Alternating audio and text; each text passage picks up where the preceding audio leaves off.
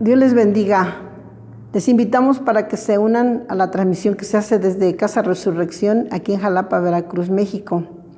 Les invitamos para que tomen su lápiz y su cuaderno y su Biblia para que tomen apuntes de la predicación. Dios les bendiga. En la Biblia encontramos que Jesucristo se le llama el Hijo de Dios, como también se le llama el Hijo del Hombre. En esta ocasión veremos como el Hijo del Hombre. Esto significa que fue hombre, como todos nosotros, pero la diferencia es que no tuvo pecado. Es necesario que conozcamos bien las dos naturalezas de Jesús, pues ambas constituyen doctrinas esenciales de nuestra fe. El término Hijo del Hombre, así en mayúscula, aparece más de 70 veces en el Nuevo Testamento. El título nos habla de la trascendencia celestial del Salvador, pero a su vez nos habla de su humanidad. Por lo tanto, estamos afirmando que Jesús es verdadero Dios y verdadero hombre. El término también se refiere a un título mesiánico que desde el tiempo de Daniel hasta la aparición de nuestro Señor Jesucristo estaba muy en boga entre los israelitas que esperaban la aparición del Mesías. Jesús se llamó a sí mismo Hijo del Hombre, y en Juan 3, capítulo 3, verso 14 y 15 nos dice: así como Moisés levantó la serpiente de bronce en un poste en el desierto, así deberá ser levantado el Hijo del Hombre, para que todo aquel que crea en él tenga vida eterna. ¿Cuáles han sido las características de Jesús, el humano? Pues fueron su crecimiento, un bebé hasta ser un joven, después un varón, su tentación, su agotamiento, tuvo sed, tuvo hambre, sintió el dolor, sintió el sufrimiento. Tuvo además emociones muy reales frente al dolor humano, visto en su compasión y en su ternura. Por ejemplo, en el pasaje de San Juan, capítulo 2, nos dice: al día siguiente se celebró una boda en la aldea de Caná de Galilea. La madre de Jesús estaba presente y también fueron invitados a la fiesta Jesús y sus discípulos. En ese pasaje tenemos una escena que ilustra la humanidad perfecta de Jesús. Fue invitado para ser parte de una boda en Caná de Galilea. Esto nos habla de un Jesús que se mezcla con los hombres en sus respectivas actividades sociales de una fiesta de boda. Es interesante que Juan, después de haber dedicado su primer capítulo, de hablarnos del Verbo de Dios, del Verbo encarnado, donde nos habló del Jesús antes de que fuese el mundo, afirmando con ello su deidad, ahora nos habla con toda su belleza de la humanidad del Salvador. Así es que veamos los elementos distintivos de esta historia. Hay una parte familiar. Esto nos muestra que Jesús era una persona social, que le gustaba compartir con sus familiares y amigos, que Jesús gozaba de mucha simpatía a tal punto de ser invitado a esta boda de un amigo. Fue invitado con su mamá, sus hermanos y sus discípulos. Esto nos habla de la parte social de la vida de Jesús, donde hay verdaderos lazos familiares, los cuales hace esta historia muy humana. Jesús se hizo presente en una boda, la cual nos habla de sentimientos, de afecto, de gozo, de aprobación, de contentamiento, porque una boda asegura la descendencia humana. Pero sobre todo aquí, Jesús participó de todo el convite judío de una boda, desde el principio hasta el fin. Jesús, como todos los invitados, comió de todo lo que los novios ofrecían a sus invitados. Aquí vemos su humanidad de una manera total. En otra historia nos muestra que Jesús, el Hijo del Hombre, todo el tiempo de su vida vivió en Israel, exceptuando cuando tenía 2 años, que sus padres tuvieron la necesidad de huir a Egipto porque Herodes el Grande quería matar al niño. Después de la muerte de Herodes, regresó a Egipto cuando Jesús tenía aproximadamente 4 años de edad. Y entonces fueron a vivir a Nazaret, según lo relata Mateo, capítulo 2, de verso 19 al 23. Cuando Herodes murió, un ángel del Señor se le apareció en un sueño a José en Egipto. Levántate, dijo el ángel, lleva al niño y a su madre de regreso a la tierra de Israel, porque ya murieron los que trataban de matar al niño. Entonces José se levantó y regresó a la tierra de Israel con Jesús y su madre. Pero cuando se enteró que de nuevo el nuevo gobernante de Judea era Arquelao, hijo de Herodes, tuvo miedo de ir allí.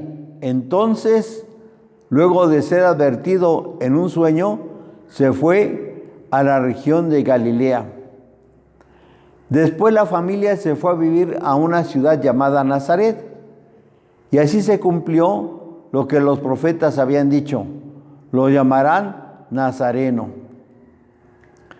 Aunque algunas personas dicen que cuando tenía 12 años se perdió, y dicen, usando este pasaje bíblico, que Jesús se fue a las regiones de Cachemira para estudiar la religión oriental, y regresó muchos años ya cuando era mayor de edad, un señor, y iniciar su ministerio.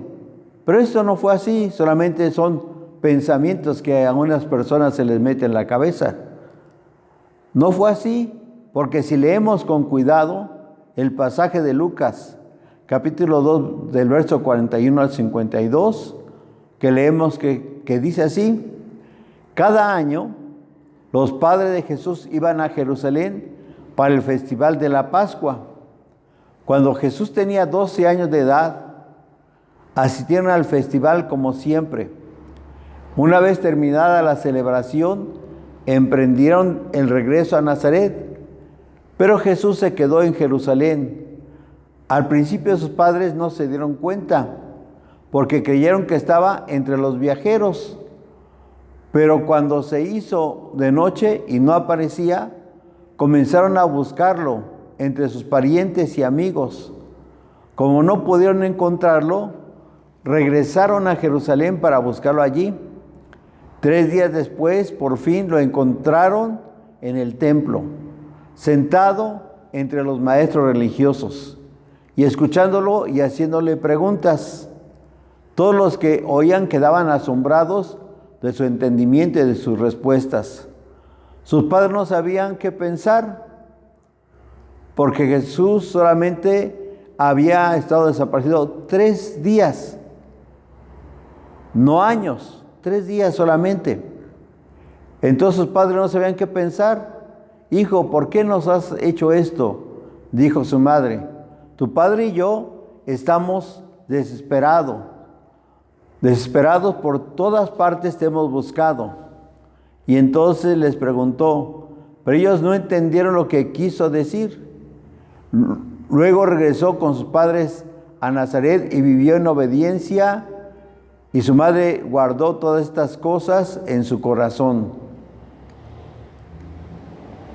Que entonces Jesús crecía en Nazaret, en sabiduría y en estatura y en el favor de Dios y de toda la gente.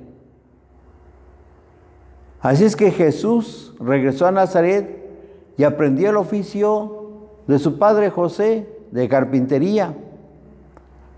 El carpintero de aquel entonces era un constructor, y el pasaje de Mateo 13, 54 y 56 nos dice: regresó a Nazaret, su pueblo, después de ser bautizado, cuando allí enseñó en la sinagoga y todos quedaron asombrados y decían: ¿de dónde saca esa sabiduría y ese poder de hacer milagros? Y se burlaban, más que decían: ¿no es este más que un hijo del carpintero? Y no conocemos a su madre, María, y a sus hermanos Santiago, José, Simón y Judas. Y no conocemos a todas sus hermanas que viven aquí mismo entre nosotros y siempre ha estado con nosotros. ¿De dónde pues aprendió todas estas cosas? Entonces podemos saber que Jesús siempre vivió desde los 4 años hasta iniciar su ministerio en Nazaret. Y se le conocía como Jesús el carpintero. Jesús, el Hijo del Hombre, para hacernos saber que Él fue un hombre como nosotros, como dice en Hebreos 4:15, nuestro sumo sacerdote comprende nuestras debilidades, porque enfrentó a cada una de las pruebas que enfrentamos nosotros. Sin embargo, Él nunca pecó, que vivió la enseñanza de la palabra de Dios, obedeciéndola en todo, y vivió en las costumbres sociales de su época en Israel. Así es que el Hijo del Hombre es muy importante entender también que es cómo fue su encarnación y su autoridad del cielo. Aun cuando el título Hijo del Hombre tiene una conexión divina directa con la humanidad de Cristo, hay ocasiones donde Jesús, quien se autodesignó así, fue más allá de un concepto humano. Vemos en diferentes textos de la palabra de Dios, por ejemplo, Mateo 8:20, las zorras tienen madrigueras y las aves tienen nidos, le respondió Jesús a unos que querían seguirle. Pero el Hijo del Hombre no tiene dónde recostar su cabeza. Y en Mateo 11:19 dice: el Hijo del Hombre, por su parte, festeja y bebe, y ustedes dicen: es un glotón y un borracho, es un amigo de cobradores de impuestos y de otros pecadores. Pero la sabiduría demuestra estar en lo cierto por medio de sus resultados. Pero este Hijo del Hombre no era solo humilde y manso. Note también lo que era y lo que podía hacer. Tenía potestad de perdonar pecados y de sanar enfermos. Se dijo a sí mismo el Señor del sábado. Como Hijo del Hombre, vino a buscar y a salvar lo que se había perdido. Se abrió con los discípulos para que ellos le dieran opinión respecto a Él. ¿Qué dicen los hombres? ¿Quién soy? Otro asunto es lo que tiene que ver con la vida futura, al decirnos que quien se avergüenza de Él aquí en la tierra, Él, como Hijo del Hombre, también se avergonzará de Él allá en los cielos. Así vemos cómo Jesús se denomina a sí mismo como el Hijo del Hombre, para hacernos saber que es igual a nosotros y que teniendo comunión con Dios y la guía del Espíritu Santo, podemos, como Él, llegar a realizar cosas muy grandes y poderosas. Y Él dijo: las cosas que yo hago, vosotros también las haréis, y mucho más grandes, porque yo voy al Padre. Jesús, como Hijo del Hombre, pudo realizar grandes cosas, pero también como hombre tenía que cumplirse las profecías de su sufrimiento y de su muerte. Aunque Él podía haberlas pasado, pero el plan de Dios era que pasara por este sufrimiento y hasta la muerte. Así es que el Hijo del Hombre sería traicionado. El Hijo del Hombre, en su muerte, tenía que estar 3 días en la tierra, tomando en cuenta la señal de Jonás. El Hijo del Hombre, en manos de aquellos que maltrataron a los profetas, fue llevado. y maltratado también. El Hijo del Hombre fue traicionado, fue azotado, llagando todo su cuerpo, muriendo, crucificado y enterrado, y después haber resucitado al tercer día. En todo este cuadro no se mencionan los sufrimientos del Hijo de Dios, sino se mencionan los sufrimientos del Hijo del Hombre, para darle mayor énfasis a la realidad de sus sufrimientos. Cristo, como Hijo del Hombre, tenía que tener una muerte cruenta para poder cumplir la profecía de Isaías 53 que dice que por su llaga nosotros somos sanados, y derramar toda su sangre, como dice en 1 Juan 1:7, y la sangre de Jesucristo, su Hijo, nos limpia de todo pecado. Porque cuando Jesús murió, su sangre había sido sacada de su cuerpo, de tanto sufrimiento, de tantos golpes que recibió, y su cuerpo tan llagado. Ya hemos dicho que el Hijo del Hombre tiene potestad en función a la confesión de Él como Salvador, de rechazar o aceptar a los que han de ser salvos. Pero también vemos al Hijo del Hombre con sus elementos futuros, sus elementos escatológicos. La Biblia nos habla de la futura y gloriosa venida de Cristo, asignada como la vida del Hijo del Hombre. Y menciona, y veréis al Hijo del Hombre con su poder y gloria, y otras muchas más referencias. Son más las referencias a la venida de Jesús como el Hijo del Hombre, que en su venida, en su segunda venida como Hijo de Dios. Por ejemplo, vendrá en gloria con sus ángeles para consumar el juicio.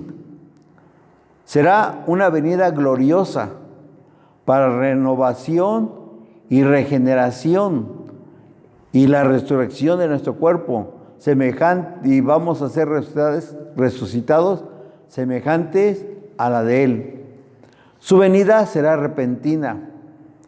Su venida del Hijo del Hombre será como en los días de Noé, y habrá una señal en los cielos. Y hoy en día parece que ya estamos a punto de que esto acontezca, ya que parece que estamos como los días de Noé, que se casan y se dan en casamiento y no tienen a Dios en consideración. El tiempo de su venida va a ser inesperado, va a ser pronto. Así es que estemos preparados para esa venida del Hijo del Hombre, que es Jesucristo. El Hijo del Hombre es como Jesucristo, se menciona a sí mismo con este título, aduciendo a su humanidad, en la que tomó un cuerpo humano para poder ser el segundo Adán y poder obedecer perfectamente la voluntad y los mandamientos de Dios. Todo esto lo hizo con un propósito. ¿Y sabe cuál es ese propósito? Fue cumplir la ley de Dios, satisfacerla completamente, para poder morir en lugar mío, en lugar de usted, en lugar de todos nosotros, pagando a Dios el pecado de todos nosotros, que es un precio imposible que nosotros paguemos. Ni todo el oro ni toda la plata podremos dar ese pago de uno de nuestros pecados. Por eso Dios nos pone el perdón de los pecados, la salvación y la vida eterna al alcance de nuestras posibilidades. Y es solamente una frase, nuestra posibilidad, y es la de creer. Creer y aceptar el sacrificio de Cristo que hizo por nosotros en la cruz del Calvario. Si nosotros creemos como Él dice, entonces tendremos la vida eterna. Por eso dice, porque de tal manera amó Dios al mundo, que ha dado a su Hijo unigénito, para que todo aquel que en Él cree no se pierda, mas tenga vida eterna. Así es que esto es lo que podemos hacer, aunque ciertamente nosotros sabemos que somos pecadores, y que es imposible. Nuestro pecado nos impide llegarnos a Él. Pero si creemos en Él y aceptamos que Él murió por nosotros en la cruz del Calvario, y le decimos: Señor, gracias por habernos muerto por nosotros, por haber vivido una vida en santidad, una vida como un hombre, pero sin pecado. Y de esa manera perdonó todos nuestros pecados en la cruz del Calvario. Pero también si estamos enfermos, también nos sana.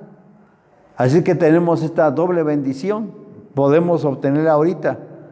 Si usted hace esta oración conmigo, aceptando al Señor, puede recibir dos cosas: vida eterna, salvación, perdón de sus pecados, y si está enfermo, puede tener sanidad divina. Así es que oremos en este momento. Señor, te doy gracias porque nos permites haber conocido a Jesús como el Hijo del Hombre, el cual vivió en esta tierra, como todos nosotros, sufrió lo que nosotros sufrimos. Los sentimientos que tenemos también los tuvo, pero todo eso lo hizo sin pecado, obedeciendo plenamente tu ley y haciendo tu voluntad. Y derramó su sangre en la cruz del Calvario para que yo pudiera tener el perdón de los pecados. Y dejó llegar su cuerpo para que yo tuviera sanidad divina. Así es que te doy gracias por todo esto. Acepto a Jesucristo en mi vida y en mi corazón. Y creo que si lo he hecho, tengo vida eterna. Y en Cristo Jesús te lo he pedido. Amén.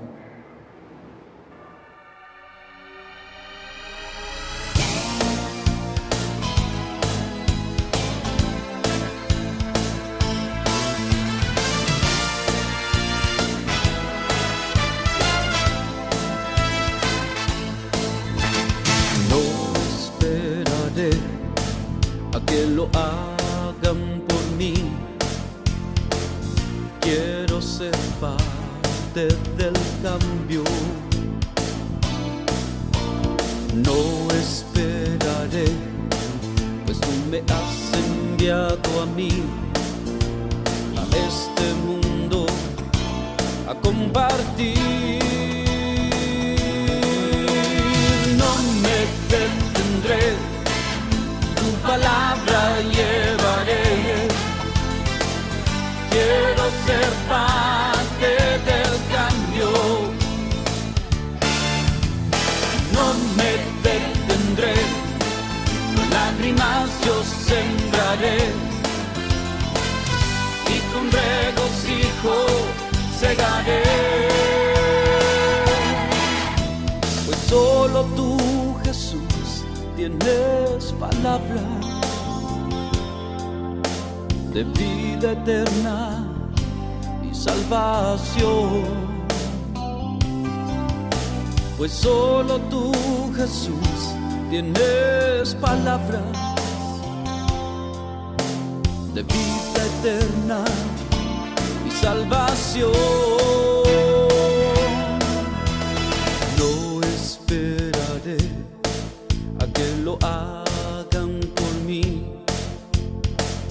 Quiero ser parte del cambio. No esperaré, pues tú me has enviado a mí, a este mundo, a compartir. No me detendré, tu palabra llevaré. Quiero ser parte del cambio. No me detendré, con lágrimas yo sembraré y con regocijo segaré. No, no me detendré, tu palabra llevaré.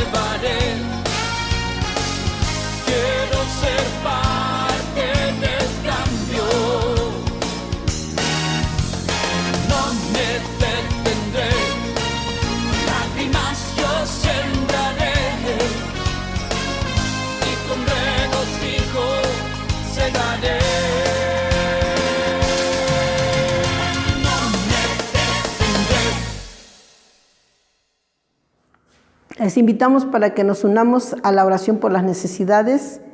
Vamos a orar por la hermana Josefina Manzano para que Dios le siga fortaleciendo, por Jacibe Estudillo para que Dios haga la obra en su cuerpo, en su organismo, y así por toda la iglesia. Padre Celestial que estás en los cielos, en la tierra y en todo lugar, te damos gracias, Señor, porque nos permites estar delante de tu presencia, Señor. En esta hora pedimos que tú obres poderosamente en la necesidad de nuestra hermana Josefina Manzano, que la restablezcas completamente, Señor, en el nombre de Jesús. Por Jacibe Estudillo, que pongas tu mano de sanidad desde la mollera hasta la planta de su pie, Dios eterno. Fortalece su vida espiritual y sana su organismo. Así, Padre, te pedimos por todos tus siervos, que les bendiga, les guarde, suplas toda necesidad. Bendice a tu pueblo, bendice a tu iglesia, Señor, en sus finanzas, en su vida moral, en su vida espiritual, Señor. Suple toda necesidad, Dios eterno. Y así, Padre Celestial, te damos gracias, Señor, confiando en tus promesas y en la guianza y dirección de tu Espíritu Santo. Te damos gracias en el nombre de Jesús. Amén. Gracias por habernos escuchado en esta transmisión, esperando que usted acepte a Jesucristo. Es lo más maravilloso que puede hacer una persona aquí en la tierra, para vernos allá en la vida eterna. Y ahora nos vamos a despedir con la bendición de Dios. Padre Santo, te damos gracias que nos has bendecido. Gracias por todo lo que hemos recibido de parte tuya, ya sea bueno o malo. Pero yo sé que todas las cosas ayudan a bien a los que Dios ama. Por lo tanto, te pedimos también ahora que tú nos despidas de esta transmisión y que la bendición tuya sea en todos nosotros. Que la bendición del Padre, la bendición del Hijo y la bendición del Espíritu Santo sea en nuestras vidas desde ahora y para siempre. Amén.